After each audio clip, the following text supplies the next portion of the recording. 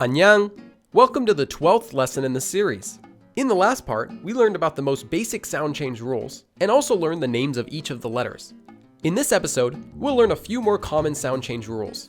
While sound change rules aren't very difficult in themselves, and there aren't too many of them, they will take practice before you'll be able to use them naturally. Sound change rules exist to help make Korean easier to pronounce, so they're a good thing. In order to help us learn some more sound change rules, I'm going to teach you a special trick that I know. Look at these 5 consonants. These are what's known as base consonants, or at least I call them that. These 5 consonants are important because if you know them, it can help you learn the rest of our sound change rules a lot more quickly. Most sound change rules revolve around these 5 consonants. I'll show you what I mean. Here's our first new sound change rule. Whenever you have a consonant, specifically a base consonant, a double consonant, or a strong consonant, that's followed by a base consonant, the second base consonant will become pronounced like a double consonant.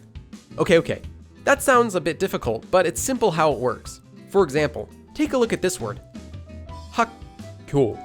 This word means school. Actually, before even worrying about this rule, try to pronounce it yourself. Hak, and then kyul. Hakkyul. Hakkyul. Instead of saying just hakkyul, you're actually saying hakkyul. Naturally, just by saying hakkyul, you're already saying this sound change rule. The first syllable, hak, ends with a base consonant, kiok, and the next syllable begins with a base consonant, also kiok. This is what this sound change rule is. A lot of the time, just saying the word normally, you'll automatically be following this rule. So once more, whenever you have a base consonant, a double consonant, or a strong consonant that's followed by another syllable that starts with a base consonant, that second base consonant becomes pronounced as a double consonant. Here are a few more examples. You can pause the video here. Here are the answers.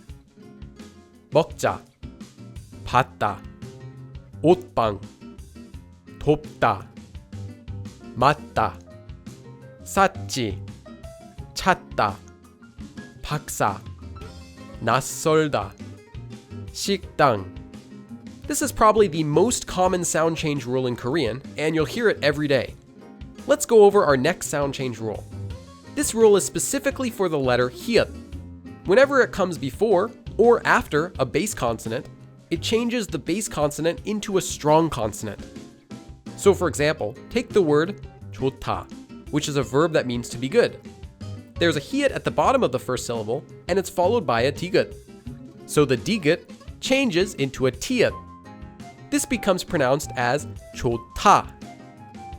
For another example, take the word 박하, which means peppermint. The first syllable ends in the base consonant, kiok, and is followed by a hyut, so it becomes a kiok. This becomes pronounced as bakha. Here are a few more examples. You can pause the video here. And here are the answers. 착하다, 백호, 북한, 익숙하다, 밝히다, 괜찮다, 악하다, 못하다. For the last one, 못하다, remember the very first sound change rule that we learned. At the end of a syllable, if one of the 7 consonants isn't followed by the empty consonant, it becomes pronounced as a digut. So this syllable is pronounced as 못, making the entire word 못하다, 못하다. This one you can simply memorize separately for now. Here's one more sound change rule. There are 3 rules in one. First, whenever you have a tiut before the sound e, that e sound becomes pronounced as chi instead of t. For example, this word would be pronounced as 같이 and not 같이. Second, whenever you have a digut before the sound he, the he sound becomes pronounced as chi. For example, this word would be pronounced as 같이다 and not 같이다. And third, whenever you have a digut before the sound e, the e sound becomes pronounced as ji. For example, this word would be pronounced as 마지 and not 마디. You might be thinking first that this rule seems a bit strange. Actually, this rule is similar to one that we have when speaking American English, and it exists to help you pronounce words more fluidly. For example, the English word train is actually pronounced with a ch sound, although it's spelled with tr. We can think of the sound change rule in Korean also like we're changing the hard T sound to an easier CH sound. And the same thing applies to the jiut. We say the word drain with a J sound instead of drain, which would sound a bit odd. Korean also changes the digut sound to an easier J sound. Here are a few examples. You can pause the video here.